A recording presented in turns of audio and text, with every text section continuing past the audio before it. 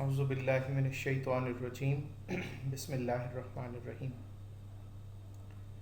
Assalamu alaikum dear students. Welcome to week number 2, recorded lecture number 5. Today we are going to cover channels of communication and listening in this lecture. So let us proceed to our lecture today. Okay, so moving towards formal channels. Formal channels of communication usually follow an organization's hierarchy of command. We'll talk about this hierarchy of command. Like directions of formal channels of communication in an organizations are these three directions: downward flow, upward flow, and horizontal flow. We will discuss each one of this channel in detail in the upcoming slides. Okay, so let us begin with downward flow of communication. Well, information in downward flow flows downward from decision makers through the chain of command to workers.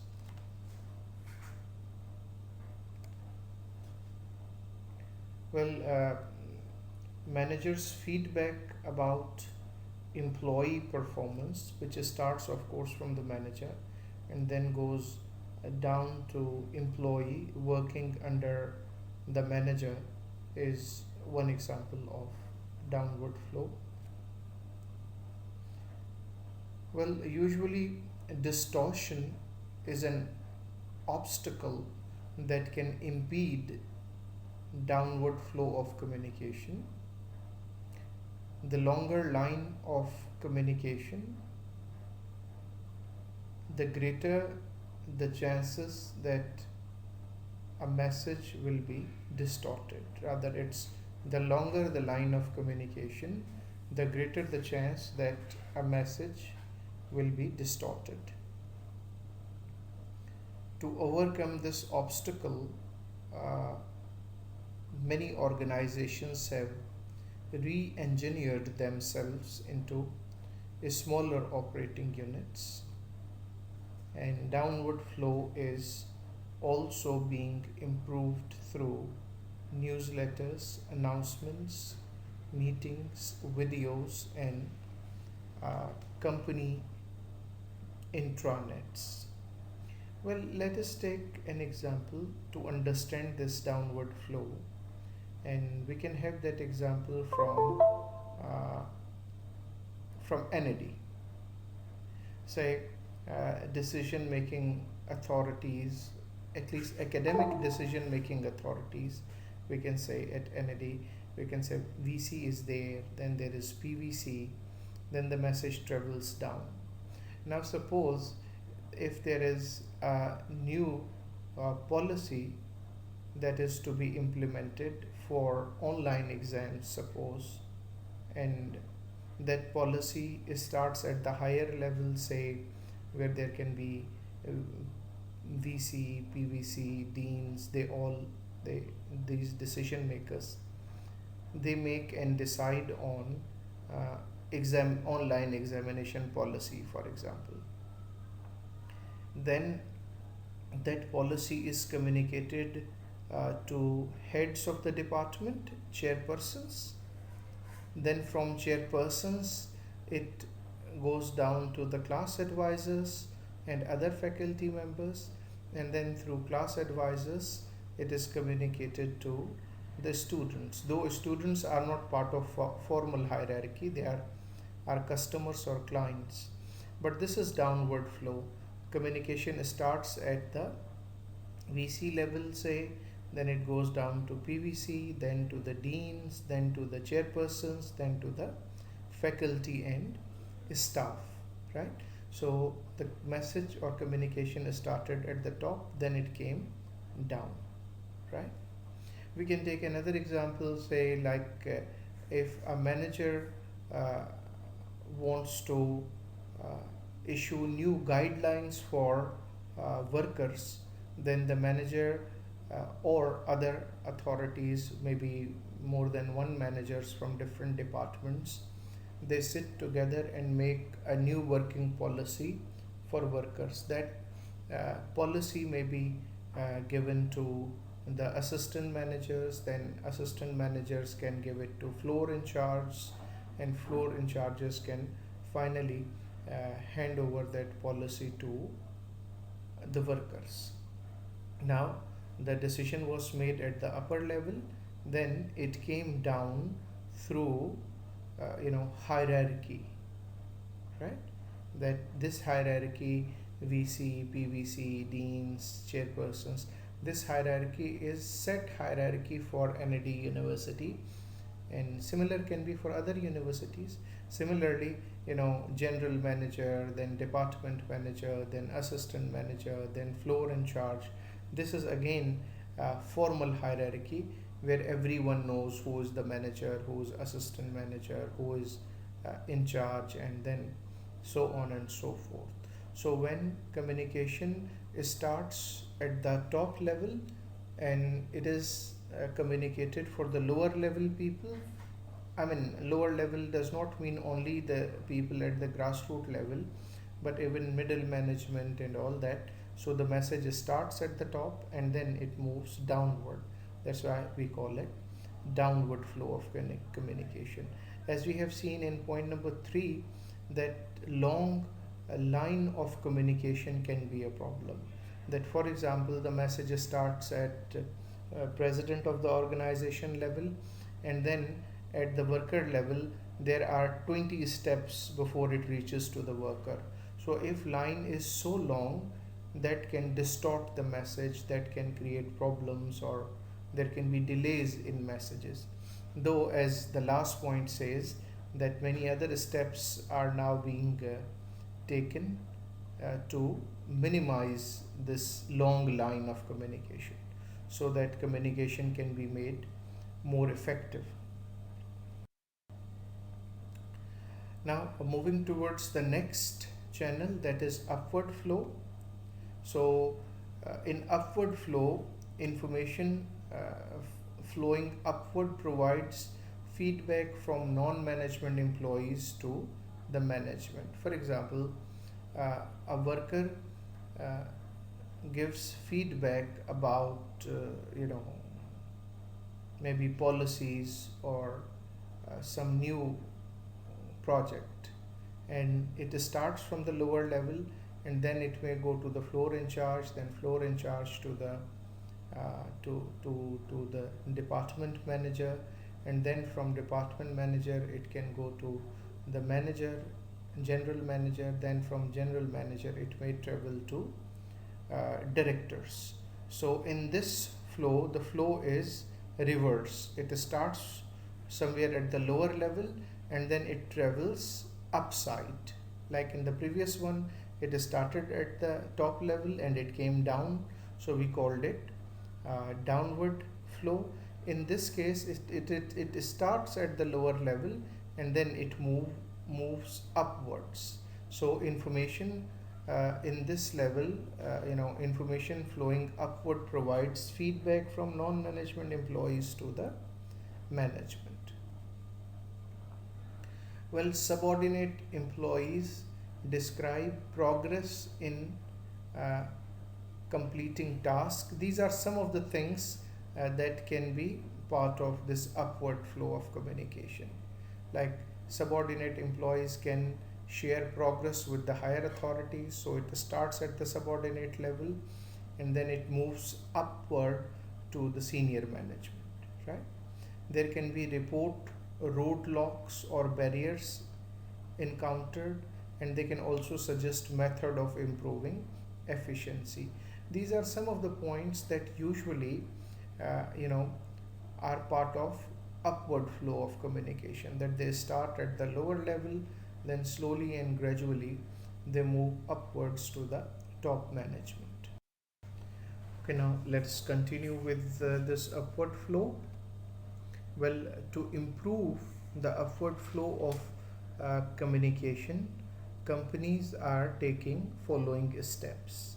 Like number one, to improve the upward flow, they are hiring communication coaches to train employees so that employees can uh, give effective feedback and they can actively participate in upward flow of communication. Number two, the companies are asking employees to report customer complaints so that if there are any complaints related to the customers, the companies are also asking employees to report the complaints so that they can find some solution to that. Number three, the companies are also encouraging regular meetings with the staff so that they can listen to the staff and they can know about the problems that they may face and those problems resolved. Well, the fourth point, they are providing a trusting, non-threatening environment. So if employees are comfortable, they do not feel threatened, obviously the upward flow of communication is going to improve. Number five, the companies are offering incentive programs that encourage employees to collect and share valuable feedback, right? So that the incentive encourages them to actively participate in that. Number six, companies are setting up hotlines for anonymous feedback to management so that if employees are afraid of being penalized for making a complaint, so they give this facility anonymous feedback where the feedback giver's identity is not recorded and he or she remains anonymous. So that can also help improve the feedback quality. Well, the last point that companies are making is installing ombudsman, right? An ombudsman is a mediator who hears employees' complaints, investigates, and seeks to resolve problems fairly. So these are some of the steps that companies usually take to improve upward flow of communication. Well, the third flow of communication in organizations is horizontal flow. Well, this horizontal flow usually takes place at the lateral channels transmitting information among workers at the same level. For example, if we try to understand from NAD University perspective, because we are familiar with most of us are familiar with the management and the designations that exist at NAD. Suppose if this meeting where all heads of the departments sit together, so that is because all chairpersons are at the same level, so that is horizontal flow, right? Similarly, if there is a dean's meeting, all five deans sitting and discussing or making policy, that is again horizontal flow or lateral channel because all deans are at the same level. Similarly, if there is a meeting among a production manager, maintenance manager, sales manager, right, marketing manager, they all are managers for different departments and they sit together to discuss something or to solve something, then these all are managers at the same level. So we would say this communication among all the manager level people, all managers, is the horizontal flow, and sometimes also called lateral flow of communication.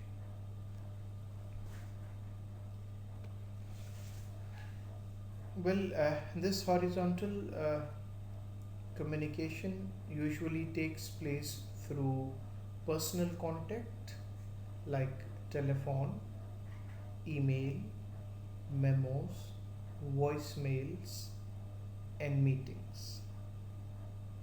Well, many traditional organizations have few established regular channels for horizontal exchange of information. So they, sometimes these traditional organization, they also want to make this horizontal flow of communication. They want to make it formal and a recorded one. So they do set up some situations where this horizontal flow of communication takes place, and is being recorded, and that is a formal sort of thing.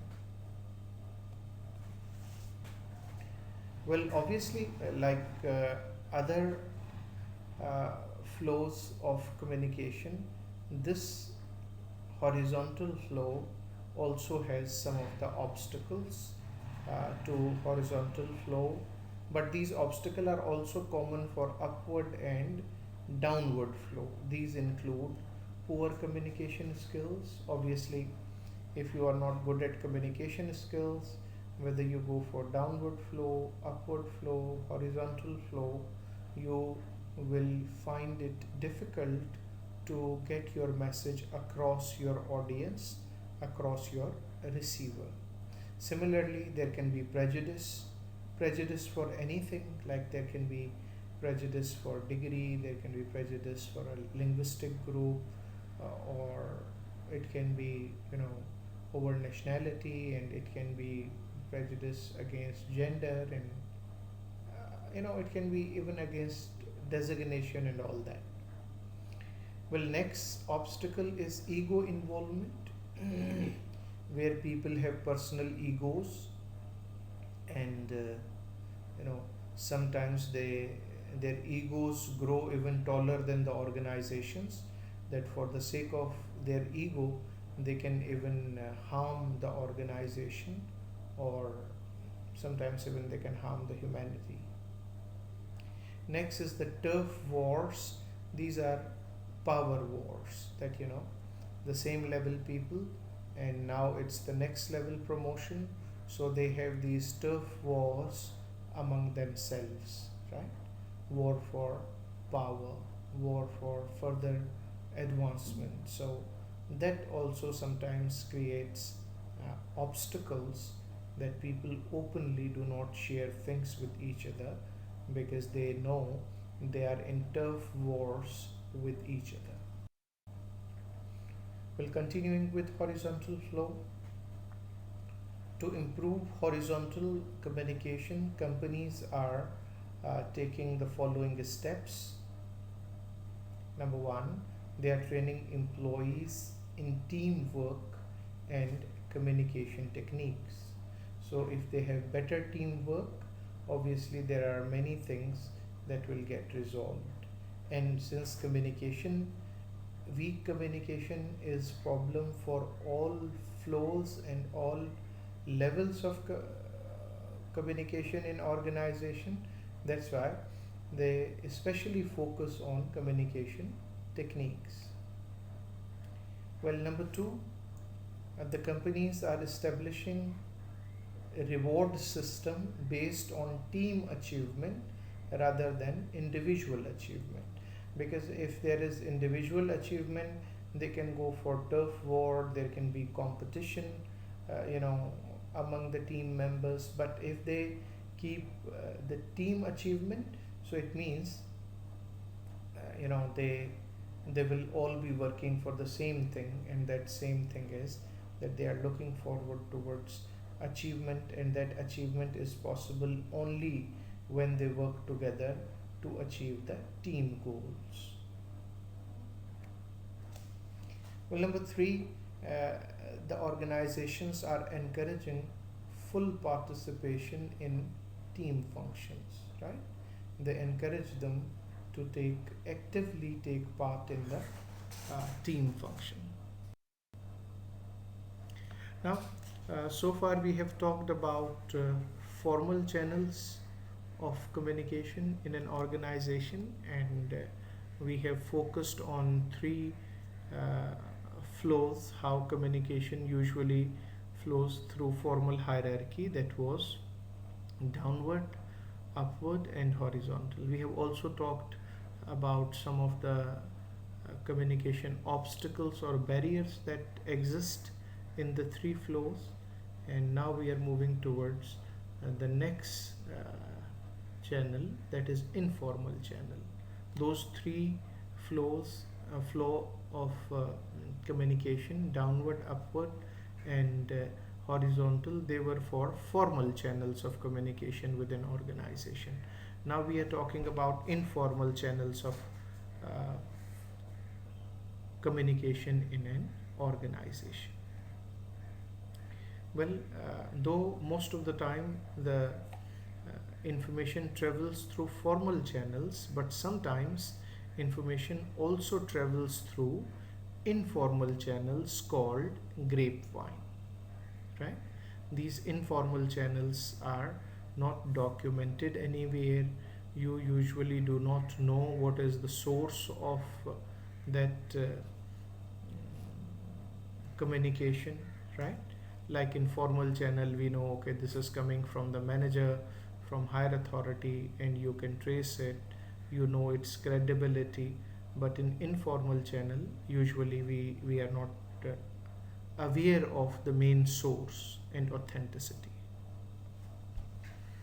Like these informal channels often are based on social relationship, such as discussions during lunch hours, like meeting at the water cooler, like working out, sports, etc.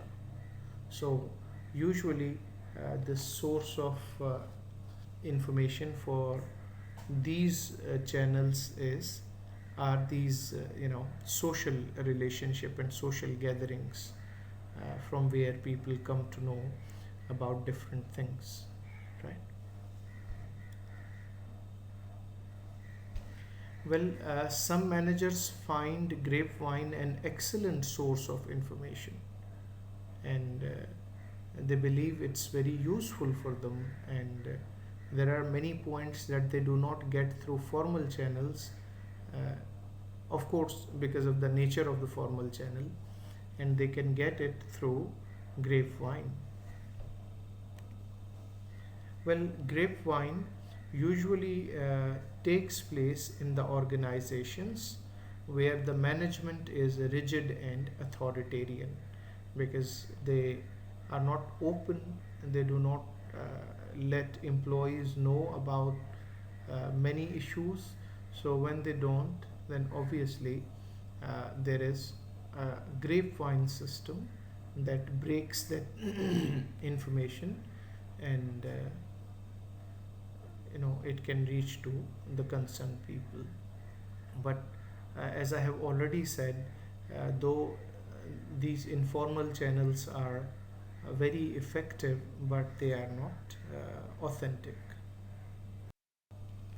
Okay, now let us move towards the second topic that we are going to cover in this lecture, that is types of listening. And let's start with the first type. It's content listening.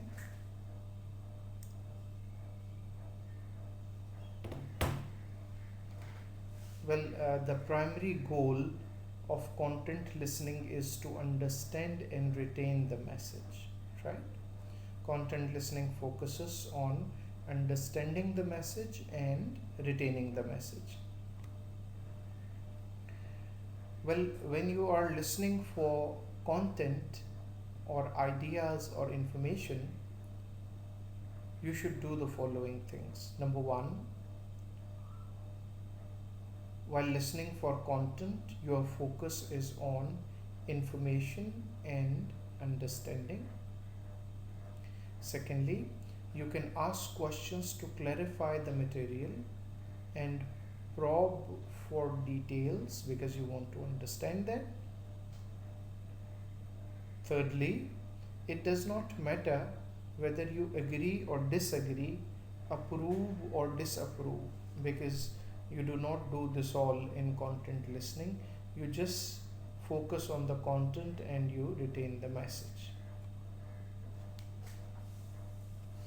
Well, in content listening, overlook a speaker's style. You may not like the style, but that doesn't matter. You are looking for information and understanding. And also ignore any limitations in presentation. Just focus on the information. So even if the presenter's presentation is not all that effective, even if the style is not appealing, no problem, because your focus is on the information that the presenter shares instead of the style and the other non-verbal things that are important. But for uh, content listening, if you are listening for the content or for the information, then the listener should ignore them and should focus on the information only. Well, moving forward, the second type of listening is critical listening. Well, the goal of critical listening is to understand and evaluate the meaning of the speaker's message on several levels. Please, this is the second thing. Understand and evaluate. Content listening was to get the information and understand. That's it. But in critical listening, in certain situations, you have to be a critical listener. And in order to be a critical listener, you should understand and evaluate the information that is being shared. Right? So, understand and evaluate the meaning of the speaker's message on several levels. What are several levels? They are given below. Like you should see the logic, the strength of the evidence should also be considered, the validity of conclusions, the implications of the message for you and your organization, the speaker's intention and motives, and the omission of any important relevant points. If the speaker has omitted something, if you are if in that particular situation, if your role is that of a critical listener, then you should understand the message at several levels and you should evaluate it. Well, if you are skeptical, ask questions to explore the speaker's point of view and credibility.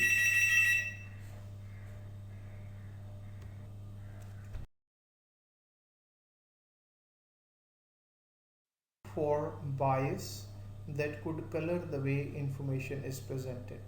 Well,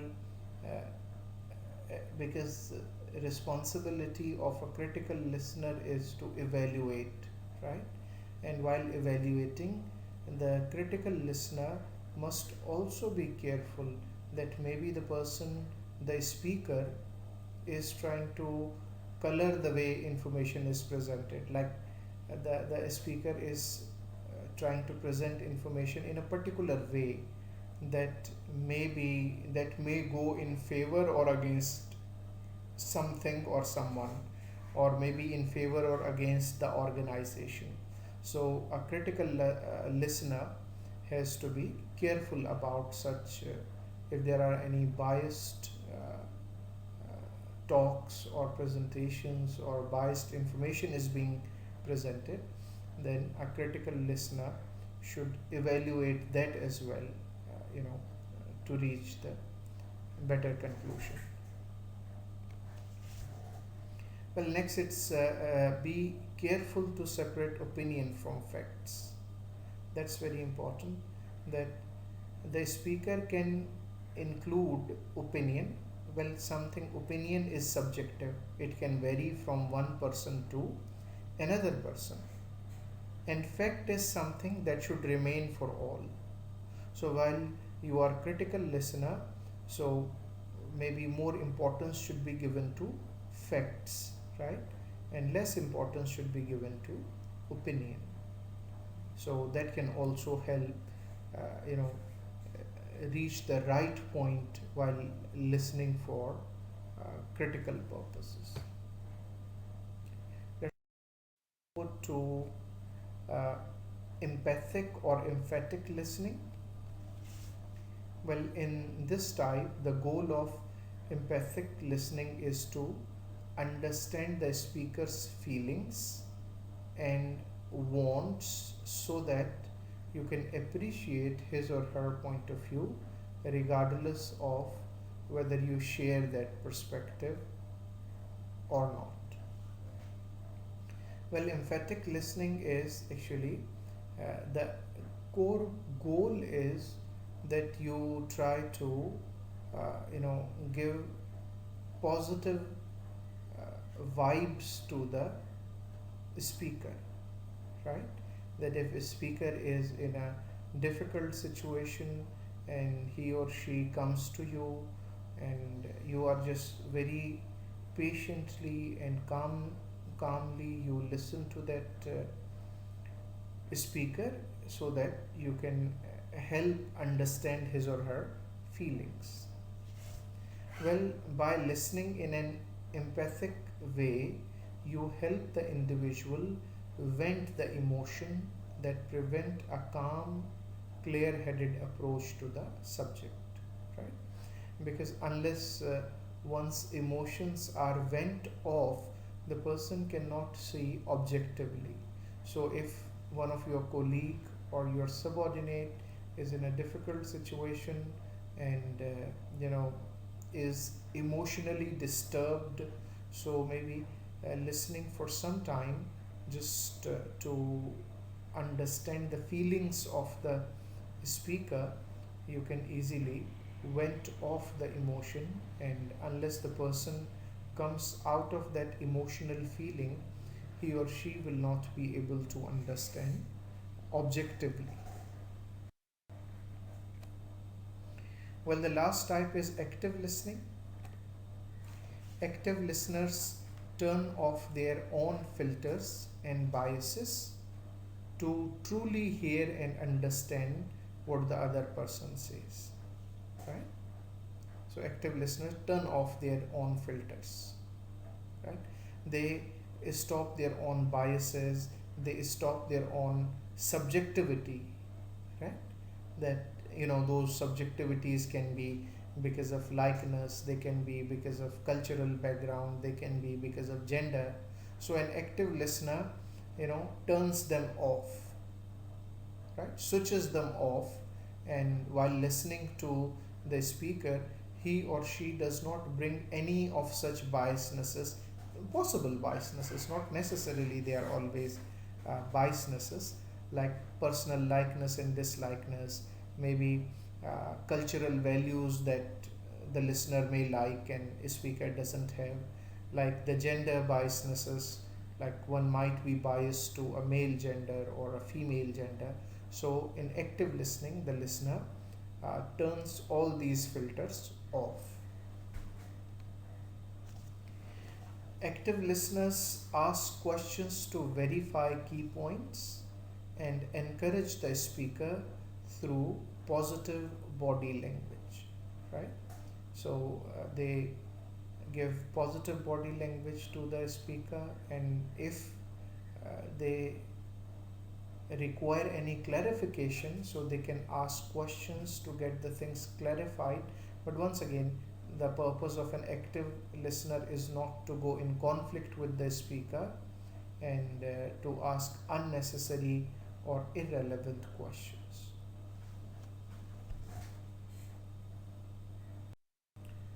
Okay, so thank you very much. That's all for today's this recorded lecture. So inshallah, see you in, in the live session, and I'll come to you in the next lecture, recorded lecture, with a different topic. So take care and thank you very much.